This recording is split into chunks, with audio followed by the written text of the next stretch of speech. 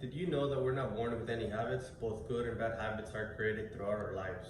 If you want to achieve all your dreams and goals, you need good habits. But let's face it, creating good habits is not an easy task. In this video, I'm going to show you the top 4 mistakes of building good habits. If you're looking to create good habits that stick, make sure to stay to the end because I'm going to give you a bonus, which is my favorite. Mistake number 1, starting off with too many habits or big habits at once. This mistake often kills people's motivation way too fast because they try to run before they can walk. For example, if you haven't worked out for years or you've never worked out in your life, you cannot say that you're gonna start off working out every single day of your life.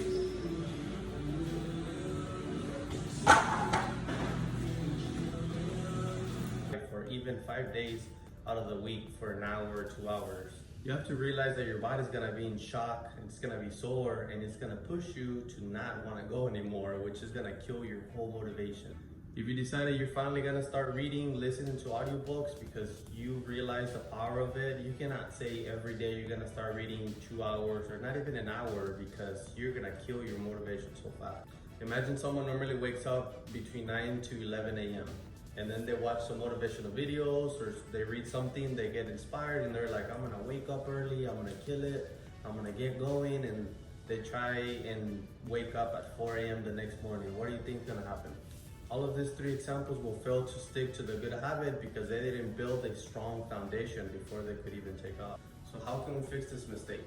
First, you have to start slow, build a strong foundation, which is where you're gonna start building from. For the gym example, you need to start slow. Start off by going 2 to 3 times per week for at least 2 to 3 weeks. Then afterwards, if you're feeling good, add on 1 more day. So go 4 days out of the week for another 2 to 3 weeks, maybe a whole month. Build a strong foundation, let your body acclimate to working out, getting sore, and then you can start building from there if you want to go more or stay there. For the reading example, if you haven't read in a long time or you've never read before, start off with a small task of reading 5 pages per day, just 5 pages.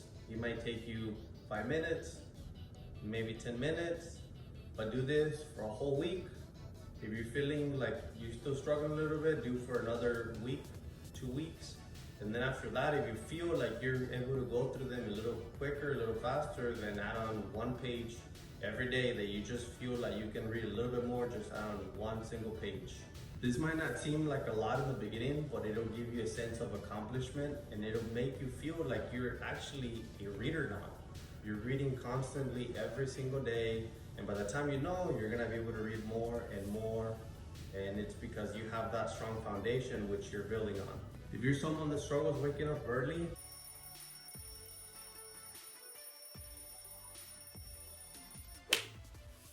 wake up only 1 hour before that you normally wake up. Try this for 1 week, maybe 2 weeks. You're gonna start getting used to waking up a little bit earlier, and then you can start decreasing by 30 minutes. 30 minutes 1 week, another 30 minutes, and so forth until you reach that goal of waking up at whatever time is your new goal. Doing these techniques of applying small changes will help you stick to your healthy goals because you're not shocking your body or your mind into something new. You're slowly priming your body to get into a rhythm. These mistakes apply to every habit that you're trying to build. Remember to start small and work your way up until eventually it just becomes automatic. Now let's go to mistake number 2. This is one of the biggest mistakes people make. They expect everything to go perfect and to be easy in general. So whenever something happens, you miss 1 or 2 days, you have to realize that all you gotta do is just go back to it. Don't say that you already missed a day, that you have to start from scratch again, or that you can't do it because you couldn't stick to it. Just go back to it, go back to where you were, continue as you were, and that's it. You could also anticipate and prepare for things going wrong. For example, you can set up an alarm away from your bed, so this way you have to get up, you have to get out of the bed and then go and hit it, and you can't just go back and crawl into your bed. If you're trying to hit the gym first thing in the morning, you could also just sleep in workout clothes. You just wake up, have your bag ready, and take off. If you're struggling to stick to your reading habits, you could leave your book on top of your pillow. This way, it forces you to grab the book before you can lay on your bed. Mistake number 3, not tracking anything down. This mistake can either make you or break you whenever it comes to your healthy habits. You need to know all the progress that you're making in order to be able to make changes. Look at the most successful people around the world. They get paid to track their calories, their workouts, and they track every dollar and every hour of their day. A simple tip for this is just keeping a small notebook and write down everything that you're doing towards your goal every single day. This way you can keep accountability and you can go back after the day ends or maybe a week after and see how much progress you either made or you didn't make. Mistake number 4, and this is a big one. People start off good habits without having a strong why or not even knowing why they're doing it. Maybe they saw it on social media, maybe they saw their friends doing it, and they gave it a try without really having a strong why. If you're going to start a new habit, make sure you know why you're doing it. And better yet, have a strong why, because it's gonna get tough sometimes. So whenever it gets tough, you have to remember your why, which is gonna push you forward whenever, once again, you feel like quitting. For example, waking up early. Maybe you truly wanna wake up earlier because it's gonna allow you to be with your family, with your kids, maybe work on an extra side hustle or a hobby before you go to work the entire day. So that's your motivation to say, hey, I need to go to sleep early to wake up early and get this done.